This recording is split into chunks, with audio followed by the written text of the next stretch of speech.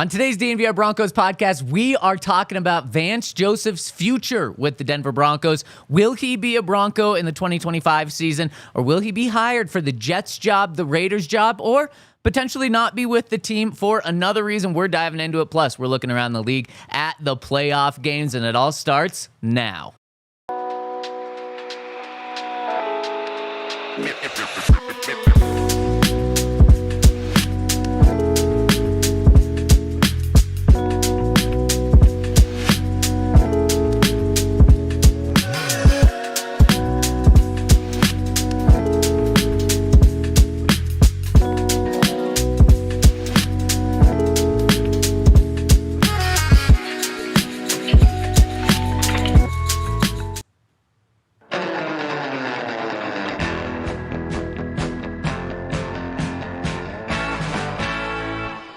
Von Miller is in the AFC Championship game, and the DNVR Broncos podcast is in the DNVR Bar to give you a Monday morning special edition MLK Day version of the DNVR Broncos show. We are live from the Toyota Lounge, driven by your local Front Range Toyota stores, presented by Bet365. Place a $5 bet, deposit $10. You're going to get $150 in bonus bets.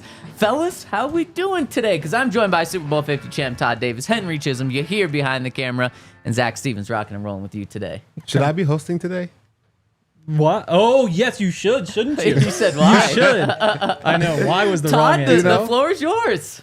No, it's okay. Wow, I think it's been a good day. You really should be hosting today. Or have the day off. Just because the parade's outside. It is. I should definitely have the day off. Yeah. You know what I'm We saying? should work with that. Or like we could all have the day off. I feel like celebrate. a lot of people get the day No. off, don't they? Yeah, Everybody. Yeah. Really? Yeah. So I was trying to park down there, but there's some spots that are only for the bank people. That's closed. So I For could have sure. parked there. It's a bank holiday. Banks Yes. can't work today. Okay. Yep. Wow. I'm going to an Avs game today to celebrate. 1 o'clock. So That's I how have you to hurry celebrate?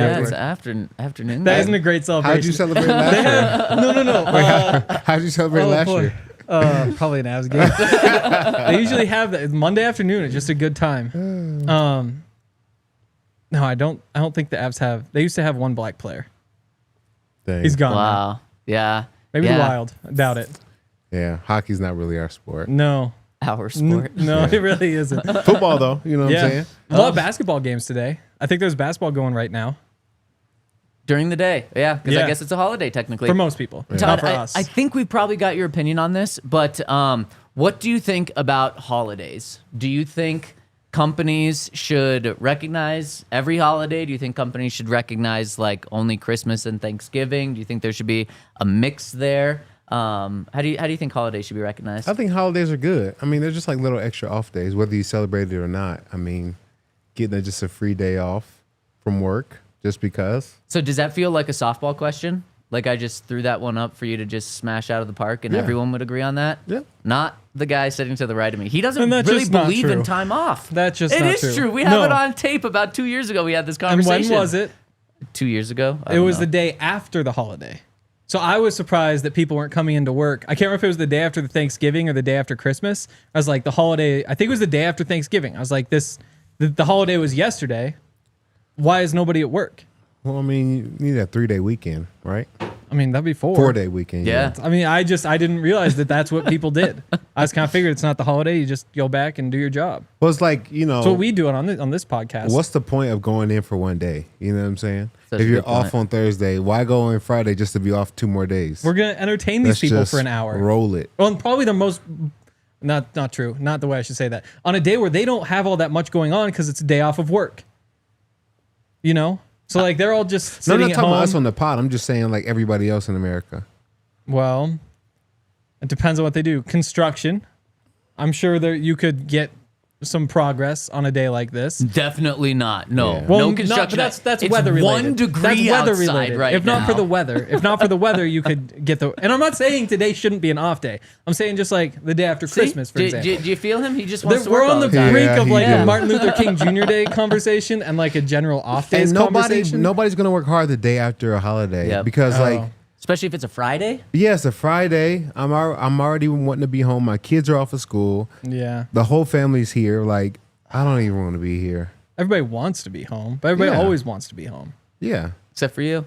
You always want to be in I'm a here worker. talking with us. You're a worker. I'm just, yeah. You know, we have it is called Marade. We have the only Marade in the nation in Denver. Do you know what a Marade is?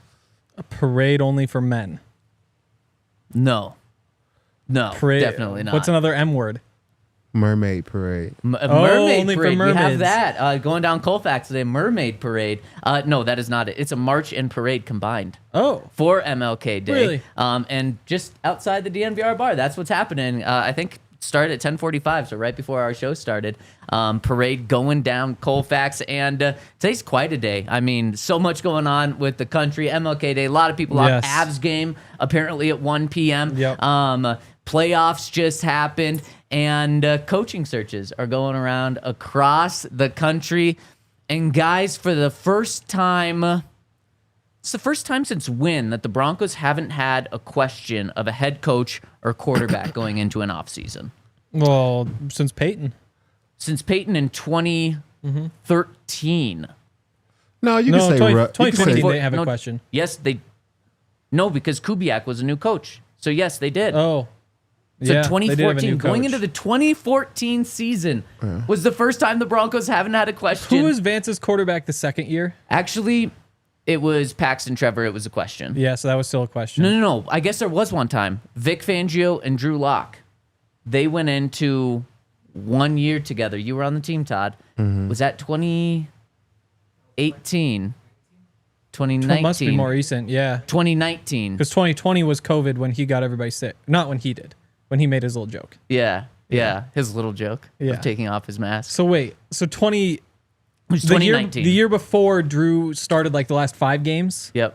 and there was no doubt Drew was going to be a starter. Yeah, I remember, Yep. yeah. So Nobody 2019. was So pushing there's for been somebody one else. time. In the past decade, there's been 2 times, and now 3 times, including now, when the Broncos have had their head coach and quarterback aligned going into a season. No wonder they've been bad for so long until this season. I mean, those are, I'm sorry to put inside linebackers down top, but those are the 2 most important things for a team is getting your head coach and quarterback aligned, right? That's okay. I can be honest. You know what I'm saying? Linebackers just third, but Yeah, exactly. those exactly. 2 are definitely top Yeah. 2. So no wonder they've been so bad. And now, for the 3rd time since 2014, the Broncos don't have to worry about that. But they might have to worry about losing some of their coaching staff by either firing their coaching staff like Sean Payton did, and we'll dive into that. I want to get your opinion on that, Todd, later in the show. Or some of their guys being hired away from their team. And, of course, the guy that's drawing the most interest right now is Vance Joseph. He has officially had interviews with the New York Jets. He's officially had interviews with the Las Vegas Raiders. And I think that's probably where the interest is going to stop, just because a lot of teams are deep into their interview process. Do you guys think it could open up anywhere else for him? Because there are like 8 head coaching jobs open. Dude, there's always room for more. I mean, how many coaches did the Broncos? There was 1 year they interviewed like 12, right? Yep. Yeah. So, I mean, some of these bad teams, if they get rejected by their first choice, they could absolutely reach out more. Yeah, and I mean, you look at the Jets this year, they've interviewed 14 different coaches, Yeah, that's a which lot. is wild. And I don't know if that's like, man, good job for them doing their due diligence, or if you look at it from a Jets perspective, you're like, do you guys have no idea what you're doing since you're just interviewing everyone? You shouldn't need that many candidates. Like, unfortunately, there's not 14 qualified head coaches out there right now without jobs. The best head coaches usually have a job, and then there's a few that took a year off to do media or are in between, one bad gig, but they're really good coaches. I don't think there's 14 guys out there that have the ability to be good head coaches in the league. And they'd all just run together. Like, maybe this would just be my own personal problem, but if I interviewed 14 people for the job, like 8 of them I probably couldn't tell apart. They'd all just be kind of the same guy saying the same thing over and over again. Like, I feel like if you just brought in like the 3 most obvious candidates, it would be a lot simpler to figure out which guy you want. That's what I think they had the 12 or 14 candidates. The Broncos did when they hired Nathaniel Hackett, and then this most recent round. No, he did stand out. He would stand out in a crowd of 12. Did. Yeah, it'd be very unique. Yes. And then this most recent round, I think they went with like 4. Yeah. So a much more condensed version, and one very unsuccessful. The other, very successful so far. It wasn't because, obviously, that, but the hiring committee kind of knew what they were doing. And I feel like the Walton Penner Group kind of knows what they're doing when it comes to hiring people, since they've been in that business for a long time. So it worked out for the Broncos there. So let's dive into Vance, and if we think he's going to be a head coach for the Jets or the Raiders, which job makes the most sense for him, and will it happen? Do we think the Broncos are going to lose Vance? And let's dive into that after I give a shout out to our friends over at Mando, where if you need your body to be smelling fresh, men, listen up. This is for your pits, belly buttons, balls, butt cracks, grundles, much more. This is a deodorant for everywhere on your body. If you want to have the lower half of your body smelling like the upper half of your body and vice versa, Mando is the place to turn to. Their scents are geared towards men with options like bourbon leather, clover woods, Mount Fuji, and Pro Sport. And it is just a great smell that you can put on your arms. You can put it literally anywhere. If you want to smell like goodness all over your body, Mando is the place to turn to. And when you turn to them, they are going to hook you up with a starter pack that's perfect for new customers. It comes with solid stick deodorant, cream tube deodorant, 2 free products of your choice like mini body wash and deodorant wipes, and free shipping. And as a special offer to our listeners, new customers get $5 off a starter pack with our exclusive code that equates to over 40% off your starter pack to smell good. And use that code DNVR at shopmando.com. That's SHOPMANDO.com. And please support our show and tell them that we sent you by using that code DNVR. Smell fresher, stay drier, and boost your confidence from head to toe with Mando. And if you're at home on a cold day like today, have some Coors Light, because they can make... Here's a weird question. First of all, when was Coors Light created? 1893. Okay, so That's a guess. I feel like Martin Luther King Jr. is a Coors Light guy. It's cool. Todd's not helping. I can't answer that question. I Why don't know. did I feel you like it's ask Todd? Well, I know. It opens it up. He's a more well-rounded, been a part of the world individual. Nice. He's eating Hot response. Pockets, you know? 1941. So yeah, I think if you're trying to up your Martin Luther King Day experience, Coors Light, the way to go. I'm going to Avs game, as I said. I'll be having some Coors Lights, and you know what they are. They're crisp, they're refreshing. They have the mountains that turn blue if they're cold, and you can choose chill this winter and reach out for a Coors Light. Get Coors Light delivered straight to your door. Visit CoorsLight.com/DNVR, or you can find it pretty much anywhere that sells beer. Celebrate responsibly. Coors Brewing Company, Golden, Colorado. And shout out to our presenting sponsor, Bet365, and shout out to Bet365, and shout out to our commenter in the Toyota chat, Kyle, who says, turned my DNVR $150 in bonus bets into $620 cash. There you go. It's pretty That's good. what it's about. Good job, Yep. Kyle. Maybe we'll give out some bets for tonight's game. Of course, final college football game of the season later in the show. Shout out to everyone tuning in with us today. Hope you guys are all off. Hope you guys are all inside on this freezing cold day in Denver, and hope you're having a great day. Thanks for spending it with us. Does Vance Joseph profile better for the Jets head coaching job or the Raiders head coaching job, if it is just those two jobs that he ends up interviewing for? Todd? I'm not sure. This is a tough one. I feel like Yeah. Vance will be a good head coach whenever he gets his opportunity again. But in a lot of ways, the Jets feels like they kind of just did or just tried this. Defensive coordinator Robert Saleh coming over to be the head coach. It feels similar to what they just went. Not that they're the same coach at all, just like the path to get there. Yeah, 100%. Yeah. But the Raiders head coach is interesting, but I feel like that person would have a very good relationship with Tom Brady now, since he's like in that ownership position. And I don't know how close Vance and Tom are. They might be boys. Yeah. But it feels like whoever's going to take that Raiders job would probably be, a friend of the fam. You would think. I guess if you're Vance, what you really want is for the offense to be good, because you can control the defense yourself. So I'd be looking for the place that's more stable in the part that I That's have less. neither. Exactly, and that's the problem, and that's why.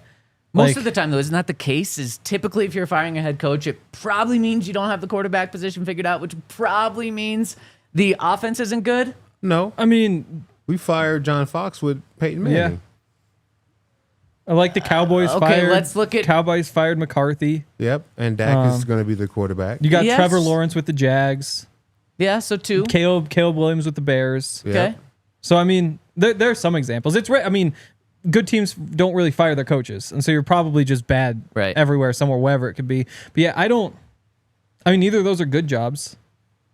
I wouldn't say. I don't think there's much of a difference between the two. Yeah, and I think you're right there. I think there's one major difference, and that is the Jets' ownership seems to be pretty toxic and pretty bad. The story's coming out that it just turned into the Woody Johnson show, and whatever he wanted happened. The head coaching decisions were no longer made by the head coach. The GM decisions were no longer made by the GM. There was that report put out that the GM had a trade in place to get Jerry Jeudy from the Broncos, and it would have been a great deal for the Broncos. I think like a second-round pick and Alan Lazard, I believe, and the owner, I think probably rightfully so in this case, said no to that. But typically, if you hire a head coach, you should do what the Broncos owners do. You should take a step back, let the head coaches do their thing. If you have questions, you can ask them, of course. And same thing with the GM. If you're the owner, I mean, you might as well just do what Jerry Jones does. If you want to be the owner and GM, hire your son to be the GM, and then you are essentially the GM as well. So when Vance Joseph was here as the head coach of the Broncos, I think there was a lot of that going on where Vance didn't, and I'm not speaking for Vance, I'm just putting pieces together, where Vance didn't really feel like he was the head coach. He was given the title, and then John Elway was given the power to kind of do what he wanted, and it felt like that, and Vance didn't really feel like he got a fair shake at being a head coach. So for Vance's perspective, I wouldn't want to go to the Jets where that exact same thing might happen again, and this time it's not coming from John Elway / the GM. It's coming from the owner, where literally you can't say no in that case.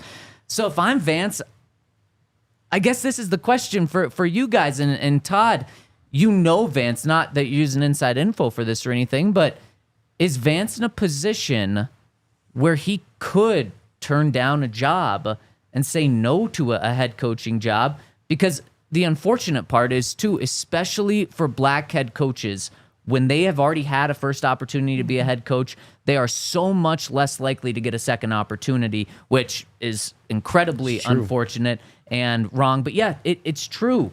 Could Vance be in a spot to, let's say he is offered the Jets head coach spot, to say no? I would say yes, but only because I know he wants it. But I think the right opportunity matters too, because if he goes there and has a second opportunity and it's bad, like, it's done. Like, he's never probably going to be a head coach or even get an interview again. And he did so well as a defensive coordinator. Like, if he doesn't want to be a defensive coordinator for the Broncos, there's at least 25 other teams that would be love to have them as their defensive coordinator. So I think it's all in right timing for him. I don't think it has to be something that happens tomorrow.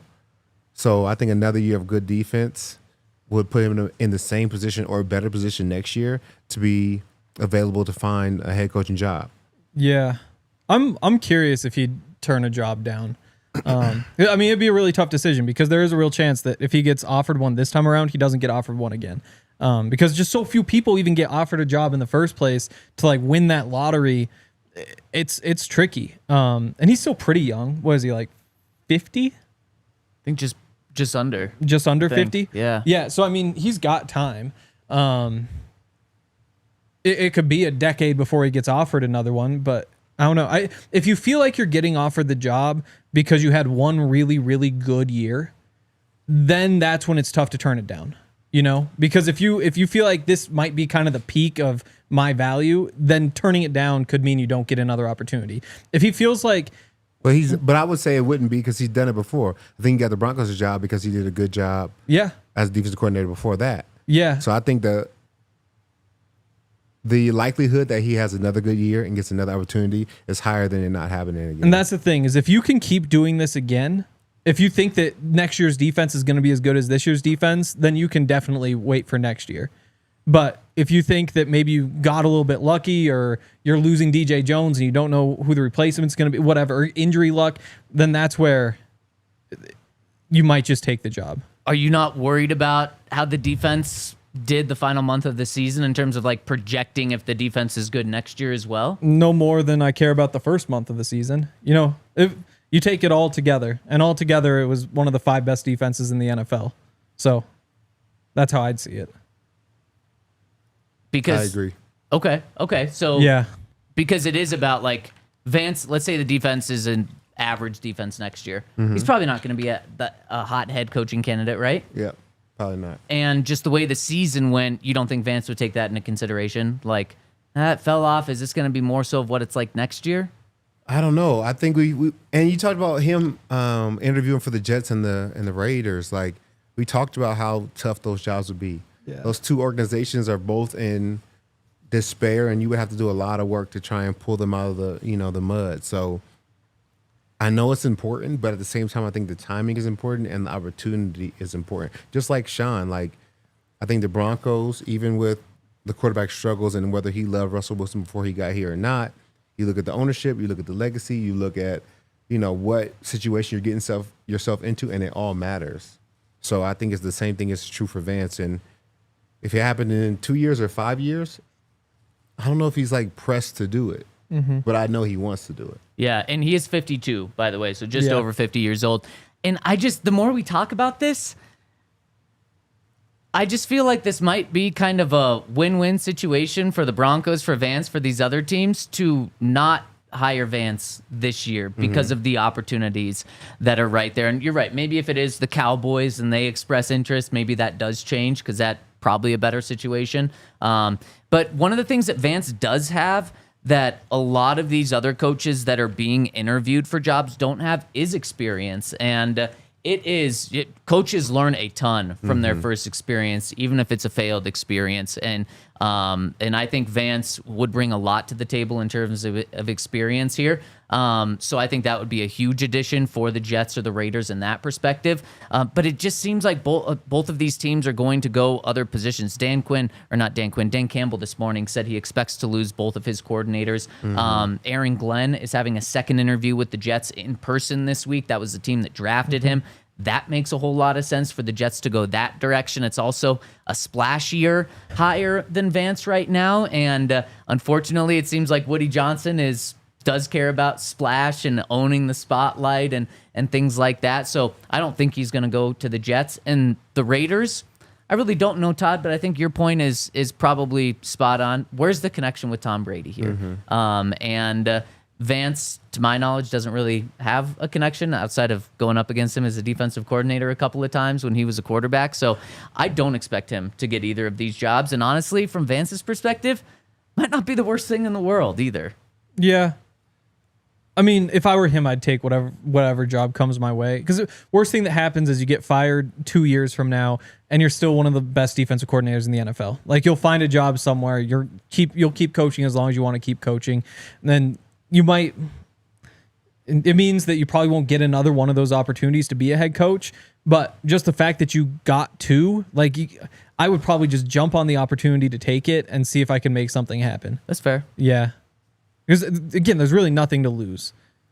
Except for you won't get another. Yeah. Yeah, so I would definitely say that's something to lose. But I don't. That's like saying you have nothing to lose except for never getting your dream job again. But the truth is, you look at the candidates this year. They're two great candidates. Everybody wants to get one of the Lions coordinators. The best teams in the best teams that have an opening there. That's who they're going after. The Patriots go after Vrabel. I don't know that Vance Joseph ever gets back to the point where he's going to be the number one, you can't miss this guy candidate. And because of that, he's probably not getting the top job on the market in any given year. Well, that means you're saying he's not a good enough head coach. If he's not in the position to continually be asked for interviews, and I don't know if he should be a candidate for a lot of these teams. Yeah. You know what I'm saying? If he's not good enough to have his defense playing at a level to where he is getting recognition to get the call to be interviewed. Yeah. That means you think he's not a good coach. I almost wonder if he needs to do it again somewhere else. Because even if the Broncos are really good the next few years, I still think especially having covered a bunch of these searches at CU with all the CU fans, the retread head coach is never as exciting as the up-and-coming coordinator, 100%. the up-and-coming whoever who's coming from the Shanahan system. And because of that, it just feels like somebody on a second opportunity, you probably aren't getting the top job. Again, like maybe you do really string it together. I think you'd probably have to have a couple good years here. You might have to go be the coordinator wherever it opens up. This year, I almost thought he could be tempted to jump for the 49ers job. And then all of a sudden, the Saleh thing just moved pretty quickly. But that could make sense for him to go and like revive a defense, go make a Super Bowl run. And, you know, it might take something like that for him to be able to compete with, like, this is the guy who just built the Lions offense, or this is the guy who just did whatever. Well, wouldn't that be what he's doing in Denver? Absolutely. I mean, Yeah. literally, and this was under his watch, that giving up 70 points, and it was a historically bad start to the season last year. But then he took literally the worst defense in the NFL, maybe the worst historical defensive start in the NFL, and turned him into a great defense, deal with the adversity, showed that he could also, one of the biggest question marks, and Todd, you may have disagreed with this if you were on the show when the Broncos hired Vance, but when we talked to our guys out in PHNX who were covering the Cardinals when Vance was their defensive coordinator, they said the biggest gripe they had with Vance as their defensive coordinator was he pretty much refused to play young players and didn't develop young guys. Well, he's completely thrown that out the window. Look at Nick Benito. Look at Riley Moss. Look at PJ Locke. These young guys, he has played and he has developed those guys. So he's kind of thrown those question marks out the window right now. And I think if he is the defensive coordinator of this team, like without question, you know, like Joe Lombardi, offensive coordinator on this team, we all know who's really calling the shots and running the offense. It's Sean. Vance is that guy here. I think if he leaves, that probably means he was fired. Like if he leaves to go get another defensive coordinator position. I mean, yeah. All I'm saying is I think, again, the 49ers are just in a different place than the Broncos, where if they get the right leadership on that defense, that could be enough for them to go win a Super Bowl. Like the Broncos are still just a few steps away, and maybe Vance just stays the course and helps build that, and the Broncos do make that run in the next couple of years. But that's why if I was Vance, I'd be tempted to say, hey, what this 49ers defense needs is a veteran defensive coordinator. I can jump in right there. We all know the 49ers are capable of winning a Super Bowl any given year, even if this year was kind of the down year and they have whatever issues. Again, it'd be like a crazy thing to do, but I would see the appeal there. And again, I also see the appeal. You know what you're doing here works. You can run it back. You can run it back and hope that the team just kind of keeps improving and ride it out. But I just have this thought that for Vance to be like a big-time candidate, to be the guy that every team wants to talk to, something big needs to happen, whether it's winning a Super Bowl, whether it's, you know, having a clear number one defense, whatever it is. And I almost think that making a move to somewhere else could make that big jump easier. Why would you make a move from a situation where you call the shots, you own the defense, you guys just went 10-7, had a top 5 defense, and you can only get better? Like, you talk about winning a Super Bowl, the Broncos are 2 years away from being in Super Bowl contention. If all goes well, though, is the thing. Exactly. And you talk about leaving to another team, the first year is always rough. Like, you're not going to be your best. So you're 2 years away from having an elite defense where Potentially you already have a pretty good defense. Let's say the Lions defensive coordinator takes a head coaching job. Yeah. Would you see the appeal of jumping over there? Because again, that's a team that immediately could just jump up to the next level. But you're talking about something that just like doesn't happen. It's literally rare. Vance would have to be like kind of fired. Like it would have to be he would have to want it. What? Like if he will have to want the move. Yeah, if he thought that that's what was best for him, and I don't think it is. But he's under contract with the Broncos, so like the they Broncos could would block have it if they wanted. Yeah, exactly. But nobody blocks those. 100% they block those to go from defensive coordinator to defensive coordinator. Yeah. But if you block it, that's just it's one of those things we talk about where it's just not a good culture. No, what's not a good culture? No, you're talking about like a defensive backs coach being requested to be interviewed to be a defensive coordinator. No, I'm talking 1-to-1. I think that is so rare. I think it's rare. No, it doesn't happen, and it is blocked. Yes, it's rare, but I doubt they would block it. They 100% would. You think they would block it if Vance wanted to interview somewhere else? If they liked Vance, of course they would.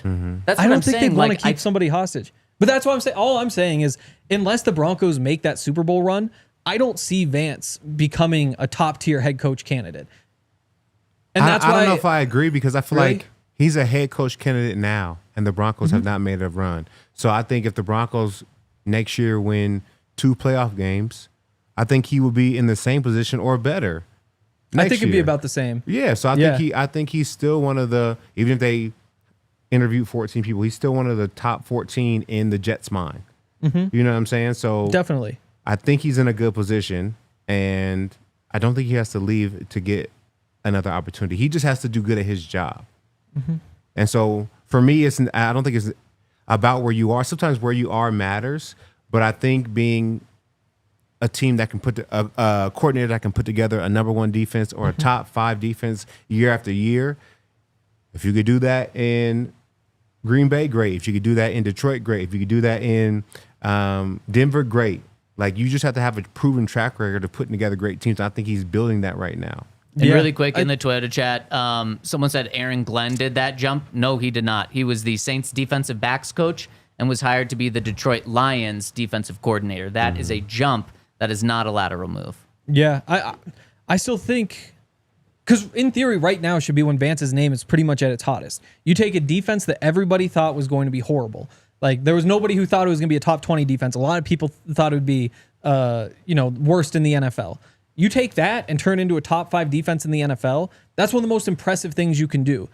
And he still just isn't being interviewed by everybody. Yeah. He's still just in that kind of that second tier of guys. And that's why I really think for him to become like that first tier type candidate, there needs to be something else. And maybe he can win a Super Bowl here, but there needs to be something that makes his name just even more exciting.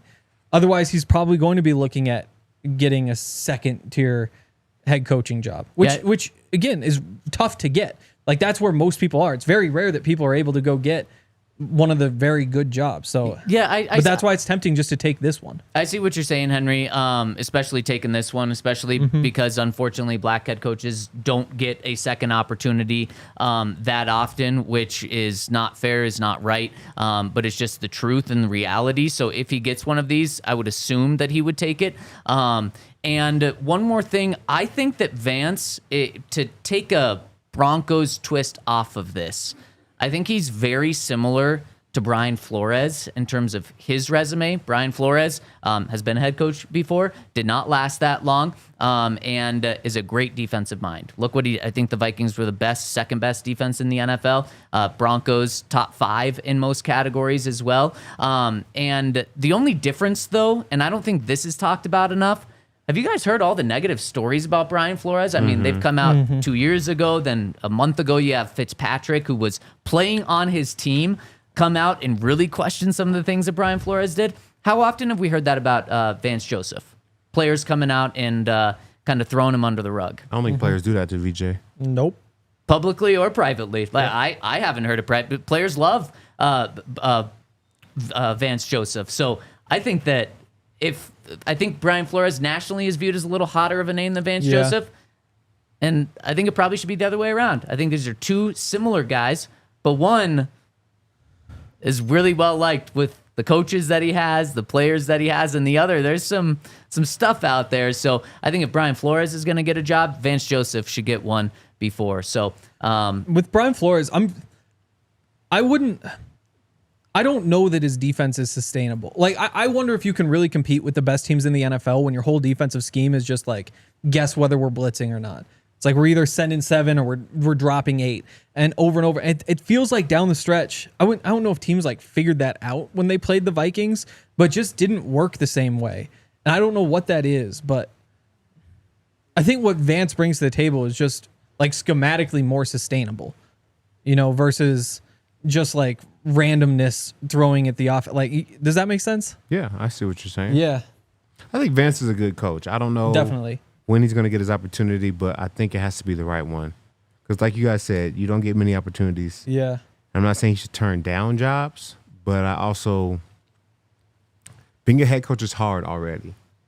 And you talk about going to the Jets and trying to deal with ownership, Aaron Rodgers, and rebuild the entire team. It's a tough job. I don't know if I'm signing up for, even if I want to be a head coach, I'm not signing up for that one. Yeah. I would not want to spend 10 days of my life in MetLife Stadium either. Yeah. No way. I'd rather go to the team with the number 3 overall pick and cap space to go find some guys and ownership that's a little bit more lax or not, you know what I'm saying, on your head every day. Yeah. Just gives you opportunity to really build out your team. Yeah. It's true. Those opportunities are so rare, though. 32 of them. Yeah, well, I mean, 32 of them, but No, Henry, that's an agreement with you. There's 32 of these opportunities. Yeah, but again, like those opportunities, they're even more rare because it's like the Steelers never hire head coaches because they're one of those jobs. Like they're just stable enough that you don't have to do that. The Broncos, in theory, like it'll be the same thing where you have the same head coach for a long time because you put them in a stable position. The teams that are constantly hiring head coaches are the teams that don't have that. They're the teams with the bad owners and the bad cap situations and aren't willing to spend whatever it might be. So that's why 80% of the jobs that come up are bad jobs. And somebody winds up taking them. I think the Broncos has been a good job for a long time, but we've been in that position. I think there was head like coach after head coach after head coach, but I don't think it was ever a bad job. I think, and never Hackett, was it as tough as the Jets. Okay, True, really quick. true. We Never gotta, that bad. We got to Yeah. take a break really Okay. quick, and we'll continue this conversation after I tell you about our friends over at Live Well, where if you want to live well, you can stop by one of Live Well's 25 convenient locations in Colorado, and of course, they have all of the best flour, edibles, concentrates, and more that you can get, and they have knowledgeable, supportive staff to help you. You can check out their website, livewell.com, or you can go in store. Again, 25 convenient Colorado locations. They strive to make cannabis accessible to everyone that wants it. And if you use the code DNVR25, DNVR25 online, when you go in to pick up, mention the code DNVR25 and you're going to get that 25% off one item. And of course, if you go in store, mention it and you're going to get that as well. So if you buy online, just make sure when you go in store to pick it up, you say DNVR25. They're going to give you 25% off in store and receive 25% off one regular priced item. Restrictions apply. That's Live Well. And shout out to our friends over at Circle K. If you guys love snacks, whether it's popcorn, chips, gummies, you got to check out our friends over at Gummies? Circle K. Yeah, regular gummies. Oh, not- okay. not You can check infused out with Live Well anything. or Yeah, Circle yeah, K. yeah. You can check out Circle K in their Inner Circle program. It's a free membership. It's easy to download. You just enter your email and phone number to be fully enrolled. After that, all you need is your phone number to get the deals. Deals every day on food, drinks, and more. You can sign up for the Inner Circle app, and you will get 25 cents off per gallon on your next 5 fill-ups. Download the Circle K app and sign up for Inner Circle for exclusive offers. New offers, purchase clubs, and sweepstakes are uploaded weekly. And shout out to our presenting sponsor, Bet365. Use that code DNVR365. So sorry, guys, for interrupting. We just had to hit that break. Where were you? I don't remember. You don't remember? What were we talking about? Brian Flores? Just you talking about 80% of the coaching jobs that come up with bad jobs. Yeah, which was why they come up. Oh, yeah, Hackett. I would say when Hackett took it, it was a bad job. I think when Vance took it, it was a great job. I think when Fangio took it, it was probably still a pretty good job. But things had slipped so much by the time Hackett took it that I'm not sure it was still a good job. I think it was. It was still better than the Jets right now. I think it was a solid job even then. I think he just didn't know how to handle it, so it made it become that much worse. Okay. I think him being fired within his first year and how he mismanaged the whole situation, because it seems like the very same team just coached by Sean Payton the very next year, same ownership, 8 wins. have a okay year. Yeah. It was just so bad and mismanaged that it looked like it was a bad job, but still I think the ownership was awesome. The team was still good. I mean, you had a couple players, you got Russell Wilson, whatever, but ultimately I don't think the Broncos job will ever be a bad job. I agree. Yeah. Definitely not like the Jets job is. And honestly, Raiders too. Especially now it moving can't But bottom Raiders out is that still low. better than the Jets. Probably, yeah. Yeah, unfortunately. Probably. They just don't have the money, but they can work around that. They got a pretty high pick. You can maybe move up and get you a quarterback. You got a good tight end. Your defense is usually okay. Yeah. You got a couple pieces there. You're in Vegas. Yep. I mean, That would be nice. Tom Brady brings flash.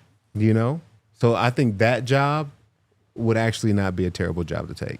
Yeah. Huh. So there's one more piece to this puzzle. On division, Friday morning, the Broncos and Sean Payton fired special teams coordinator Ben Kotwica. Henry and I broke it down. Todd, I want your reaction to the Broncos firing a special teams coordinator that, by all means, led a top 10, if not top 5 special teams group this year. Yeah, I was surprised. I thought that, he was a qualified coach. But it is kind of weird. I mean, he was really on paper he was a coordinator for the entire year, but I think it was really like the second half of the year where he was actually the coordinator because Westhoff was there and called so many shots. So if they didn't like what he did the second half, then it feels like, Sean's guy who was Westhoff is going, okay, now we need to find somebody else who's truly my guy. Yep. Even though I felt like he was a good coach. Yeah. I'm curious. So Tremon Smith's a free agent, and I just assume they bring him back. He's like their best special teamer, like gunner, all that sort of stuff. He's pinning him down at the one over and over again. He was brought in right after they hired Westhoff and Kotwica, though. Same thing with Riley Dixon, where it's like I kind of just assumed Riley was back, but he's so much of like a placement punter. Again, and it works really well with Tremon because they're pinning him inside the 5 over and over and over again. I wonder if maybe they're looking for like a new philosophy there. Like, wonder if they're looking for somebody who can just kick it deep. And again, that doesn't mean Tremon wouldn't fit, but like maybe there's some other piece who comes with whoever the new coordinator is. And I think the biggest difference, and you mentioned specifically Chris Banjo as well. Chris Banjo was a Sean Payton guy, though. He played for Sean for 3 years in New Orleans. So I think he was specifically a Sean Payton hire. I think obviously Westhoff was a Sean Payton hire. And this one person that wasn't necessarily a Sean Payton hire was Ben Kotwica. And that was kind of the seeming message was, man, he just wasn't my guy, and I wanted my guy. And it was kind of a package deal with Westhoff and Kotwica. And now that Westhoff moved on for retirement purposes for his health, then Sean wants his own guy. And that's why the guy that Henry and I talked about that we both think is, 80 or 90% chance to become the next defensive coordinator is someone from Sean's past, who he hired in New Orleans to be the special teams coordinator, who's now available, and that's Saints' former special teams coordinator, Darren Rizzi, who was their interim head coach. So it just seems all about, like, okay, who was with him in New Orleans? And why this conversation, I think, expands into maybe the Vance Joseph conversation is after a coordinator that just led a top 10, top 5 special teams group, had a lot of success, was just fired. Should that make everyone in the building or who in the building a little nervous right now? Because one thing that Sean has made clear is his evaluation of the season is over these next 2 or 3 weeks. It's not, he doesn't have the evaluation done Monday when the season's over. He takes time to process this stuff. Do you guys think after moving on from one of his coordinators that either Joe Lombardi or Vance Joseph could be in jeopardy of losing their job from the Broncos side? I'd say probably not. Yeah, but I'd add that I think that every football coach everywhere always feels nervous that they're going to get fired because that's just what happens. It's like if you hold the same job down as like a whatever position coach, whatever coordinator for more than about 3 years, like that's pretty crazy. It just everything changes so quickly that I would imagine either they're always nervous or they're just so used to it that they never get nervous about it. I agree. I think you can get new guys, though. I think not everybody has to be the same coaching staff that you had before in New Orleans. But I do think that everybody should be cognizant of the end of the year as far as, like, the football year, because you never know what could happen. And, if you didn't perform well, I think everybody's job is up for grabs. Yeah. But I think these guys, especially Joe Lombardi, who was with Sean before, like, I don't think he's in any position to lose his job. And why is that? You said because he was with Sean before? Because I agree with you, Todd. I think that if you spent time with Sean in New Orleans and you've spent many, many years with him, that helps your case. Yeah. And I don't think Vance is going to be fired. But if I'm Vance after Friday and after the defense gave up, obviously, against the Chiefs playing backwards, they gave up 0. But the 4 weeks before that, they gave up 30, 34, 13, 32. And then in the playoff game, they gave up 31 points. I would be a little nervous. Again, not saying I wouldn't put money that he's going to be fired, but that would kind of wake me up in the building like, oh, God, this guy was good, but he hasn't been with Sean for 10 plus years or something. And now, as in the Toyota chat pointed out, Dennis Allen's available. Sean spent tons of time with Dennis Allen in New Orleans. Of course, he's a defensive coordinator. Could he bring him in? Sure. So I don't think it's going to happen, but I would be a little nervous in the building. Yeah. Yeah, everybody should be nervous, even the water boys. Yes. You never know. You never know. It's crazy because it's like, how do you build that trust with Sean if you can't have time with him? Like all those people had time with them to build it. It was everybody's first year with Sean at some point. Yep.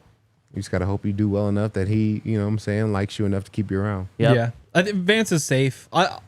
If for some reason he wasn't, it'd probably Jim Leonard, not Dennis Allen, I would guess. Yep. Yep. And so there were about 2 weeks ago, all the Clemson message boards said that they were going to hire him. That it was kind of like maybe not a done deal, but pretty close to a done deal. And the fact that that hasn't gone through makes you wonder, first of all, were the message boards just wrong or what? But Jim Leonard's going to be a defensive coordinator somewhere. And it's similar to like Davis Webb, honestly, on the offensive side, where like he's going to be an offensive coordinator somewhere. And if there's no reason to make any changes, and when Joe Lombardi goes, hopefully because he's getting a better job, you slide Davis Webb up. And it's like, hopefully when Vance goes to be a head coach, you slide a Jim Leonard up. Like, hopefully you just really like that coaching staff and the depth of it. But I don't think that there's any reason, again, like going back to Joe Lombardi, you don't need to clear that space for Davis Webb right now. If you like what happened this year, and I'm sure they did because the offense did more than we could have hoped, and they worked with Bo Nix really well, there's no reason to make a change. Defensively, again, not really any reason to make a change. Like, there was a little bit of inconsistency at points, but what did you expect coming into the season versus what did you get? Like, Vance did an incredible job. I think my guess is Jim Leonard is the Broncos defensive coordinator at some point in the near future, and Davis Webb is an offensive coordinator for a different team. I think he's just going to get an opportunity that he can't pass up, and that might be this year. And we will talk about Davis Webb. I'm going to say there's an 80% chance that Vance is the Broncos defensive coordinator next year. So very high, but not guaranteed. Where would you guys put it?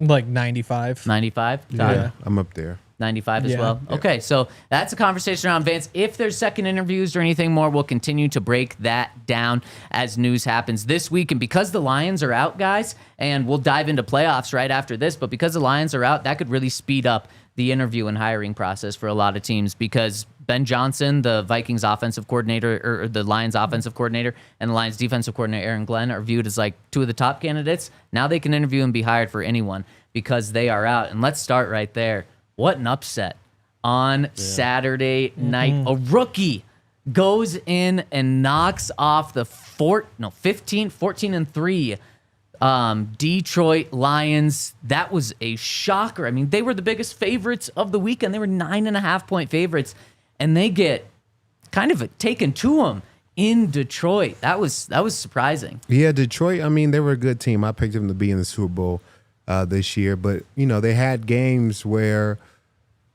if Goff is throwing interceptions or they can't hold on to football, the game's going to be tough. And I know they won one game earlier this year where Goff had 5 interceptions, but it doesn't work out like that most times. Yeah. And even in this game, I mean, he threw a few. The wide receiver on a trick play threw one. I think it was just bad timing for some of their trick plays and big plays. And then ultimately, when the Redskins, the Commanders, got the ball, they really weren't giving it away. They were protecting it, and they were marching down the field and putting together plays. And Jaden Daniels is good, but you got to give credit to that Commanders defense for getting the ball away, putting the offense in prime position to go down there and get some scores. Yeah. I mean, you just can't turn the ball over 5 times in a playoff game. Yeah. Like, I think it's really that simple. And the Commanders did things well, too, obviously, but to me, the Lions just blew that game, as you always should expect from the Lions, because they are a loser franchise. Yeah. Wow. I mean, I was cheering for the Lions. Oh yeah, you can cheer for them. Everybody cheers for them, but like we know what they do because we've seen it for a century. The 50s, they were good for like 70 years. Don't you just love how? Did you guys see the press conference with Dan Campbell after? And you can just tell how much he's feeling it, man, and that just makes it even harder. And I feel like I love that from a head coach, really seeing the emotion, feeling it. And it's just, you wonder if it just happens to be 2 bad years back to back, because Dan Campbell was super aggressive in the NFC Championship got last year against the 49ers, and that cost them.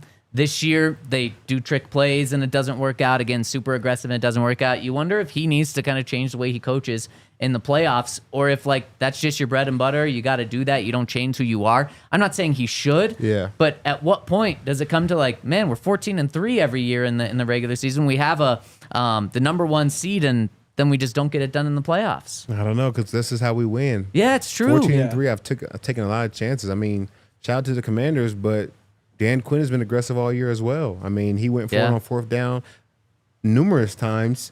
He didn't get all of them, but he got a majority of them. I think that's what put them in the position to win that game. Yep. If he takes those, 3 points or field goals every time he's in fourth down, then it would have been a much closer game, or a game that the Lions, even though they had 5 turnovers, still could have found a way to win. Yep. But because he was so aggressive down there in plus territory, it really took the game out of the reach. So it's like, how do I turn that off? Because it works most of the time for us. Yeah. So if I stop it, I don't know. And he's an aggressive guy. I want my team to play lights out. I want my team to play with their hair on fire. So if I start dialing it down and start making scared decisions, I think you'll see that happen across the team, whether it's guys not making blocks because the guy is a defensive end and I'm a wide receiver, or you see guys, going around offensive linemen as a linebacker instead of just hitting them head on. Like, I think if you just start being docile and you take that edge away,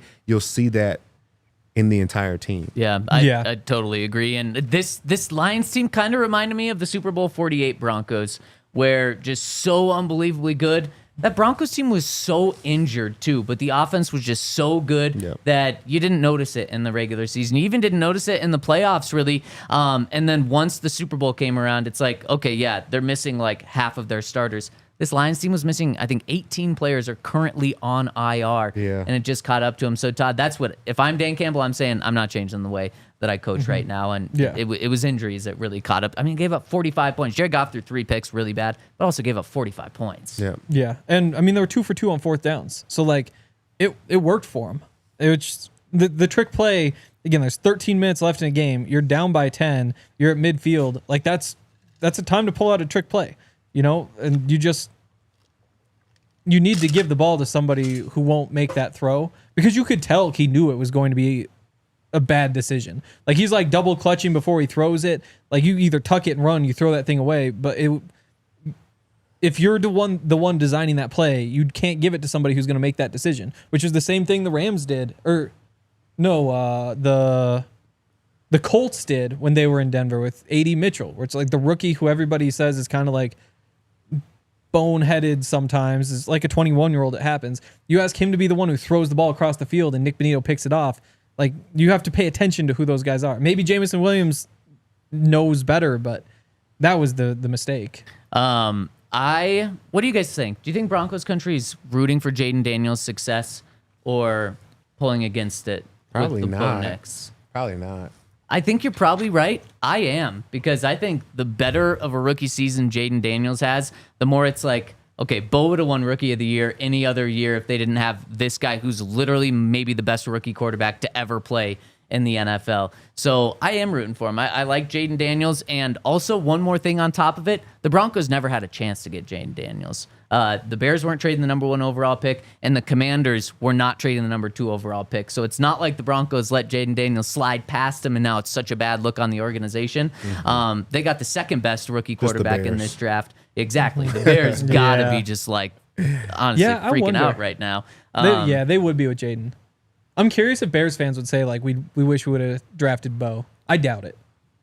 Bo, not yet. I think it needs more time. Yeah, I think so too. Let's do a little redraft. Do you think Broncos and fans wish that they had gotten Caleb? Absolutely not. I don't think so. I know Sean definitely doesn't. No. Guy gets sacked way too much. Okay, let's continue around the league. The game right before that, Chiefs and Texans, kind of played out how everyone was expecting. The Chiefs were going to win the game. Texans were going to keep it semi-competitive, I guess. And the refs were going to be the biggest conversation of that entire game. Yeah, I feel bad for the Texans, man. You talk about the Lions and their injuries. The Texans have had a lot of injuries, especially on the offensive side of the ball, that kind of like changed the trajectory of their season. I think if you have Tank Dell and Stephon Diggs, there might be a way you can win that game. Yeah. Especially when you see Nico Collins. Yeah. Like, he's out there making plays, and you're like, if you had 2 more of those guys, it'd be different. Yeah, very different. So, unfortunate, but the Chiefs are finding ways to win football games again. I don't know if the refs are getting paid weekly or bi-weekly, but they're definitely making a killing. Yeah. And then on Sunday, we had the Eagles and the Rams. Man, the Rams somehow make a comeback at the end and are, 25 yards away from literally winning the game. But there was pretty much no doubt that it seemed like the Eagles were by far the better team throughout most of the game there. And Saquon, man, he is having an incredible season. I mean, one of the best seasons of all time. Regular season and postseason now on the ground. That game looked like you took a team from LA and asked them to play outside. That's what it looked like. Like the Eagles, snow. exactly. Like the Eagles were just too big and strong and physical, and the Rams made their runs. But like that's the power of having weather impact games. Like if you're the Eagles, if you get to the playoffs and you are bigger and stronger than the other team, there's a really, really good chance that you're going to go win that game. And that's just a great situation to be in. Being able to pull a team out of LA to go play in the snow like that. I think the Rams did just about everything they could to make that a game. I don't think they could have played much better, and it still didn't matter. It's fair. And then the final game. So that sets up for a division NFC championship game, which I love. Eagles and Commanders. We'll dive into that later this week. And then in the AFC, we've got Chiefs and the Bills after the Bills take care of business against the Ravens. And guys, my biggest takeaway from this game, please tell me I'm wrong, but my biggest takeaway is this is not what Broncos fans wanted, because I think the Ravens had a much better shot of going into Kansas City and beating the Chiefs than the Bills do. The Ravens were the better team by far. Yeah. Like even when you watch the game, their ability to move the football down the field, like offensively and defensively, they were a better team. But they gave up the ball too many times. Too many turnovers. I think if you take away one of those turnovers, I think they win the game. Totally. Yeah.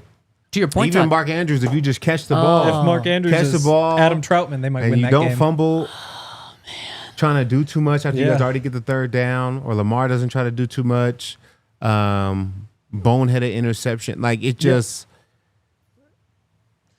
I feel to have 3 turnovers, and not get any, but then still have,